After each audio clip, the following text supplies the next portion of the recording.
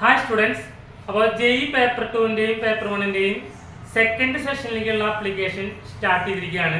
First സെഷൻ്റെ exam കഴിഞ്ഞു, answer key നമ്മൾ എക്സ്പെക്ട് ചെയ്തുകൊണ്ടിരിക്കുന്ന സമയമാണിത്.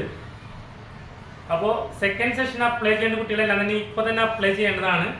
നമ്മുടെ +1 +2 എക്സാമിന് ശേഷം അപ്ലൈ ചെയ്യാമെന്ന് വിചാരിച്ച് വെയിറ്റ് ചെയ്യുകയാണെങ്കിൽ അപ്പോൾ നമുക്ക് അപ്ലൈ ചെയ്യാൻ ഒരു അവസരം ഉണ്ടാവില്ല.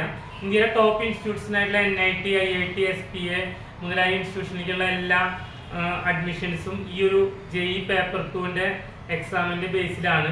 അപ്പോൾ നിങ്ങൾ ആരും തന്നെ ഇത് അപ്ലൈ ചെയ്യാൻ വിട്ടു പോകരുത്. വളരെ സീരിയസ് ആയിട്ട് തന്നെ അപ്ലൈ ചെയ്യേണ്ട ഒരു കാര്യമാണ്.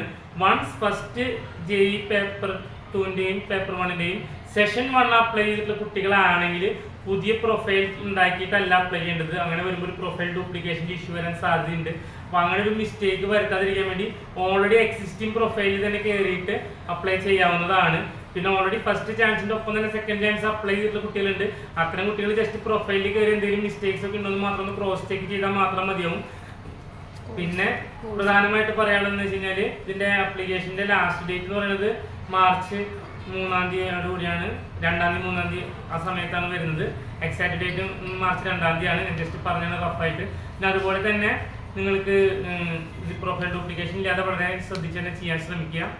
സ്റ്റുഡൻസിനോട് പറയാനുള്ള കാര്യം വെച്ചാൽ ഓൾറെഡി ഫസ്റ്റ് ചാൻസിൽ വെച്ചിട്ട് നമ്മൾ അപ്ലൈ ചെയ്തിട്ടുണ്ട് 2 ചാൻസിനും.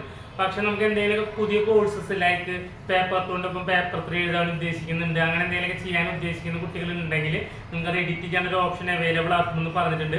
അപ്പോൾ പ്രൊഫൈലിനുള്ളിൽ കയറിയിട്ട് അത്തരം കാര്യങ്ങളെല്ലാം തന്നെ നിങ്ങൾക്ക് ചെയ്യാനായിട്ട് ശ്രമിക്കേണ്ടത്.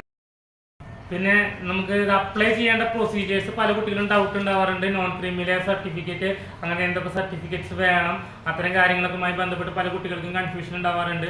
അപ്പോൾ അതുപോലെ തന്നെ എന്താ പറയുക, നമുക്ക് EWS കാറ്റഗറി എന്താണ്, അതുമായി ബന്ധപ്പെട്ടുള്ള പല ഡൗട്ടുകളും പല കുട്ടികളും ചോദിക്കുന്നുണ്ട്. അപ്പോൾ അതുമായി ബന്ധപ്പെട്ടുള്ള എല്ലാ ഡൗട്ടുകളും ക്ലിയർ ആക്കുന്ന വീഡിയോസ് നമ്മുടെ ചാനലിൽ തന്നെ അപ്ലോഡ് ചെയ്യുന്നതായിരിക്കും. അതിൻ്റെയൊക്കെ ലിങ്ക് ഞാൻ ഈ ഒരു ഇതിൻ്റെ ഡിസ്ക്രിപ്ഷൻ ബോക്സിൽ ആഡ് ചെയ്യുന്നുണ്ട്. നിങ്ങൾക്ക് അത് ഡയറക്റ്റ് ആക്സസ് ചെയ്യാവുന്നതാണ്. Okay, thank you.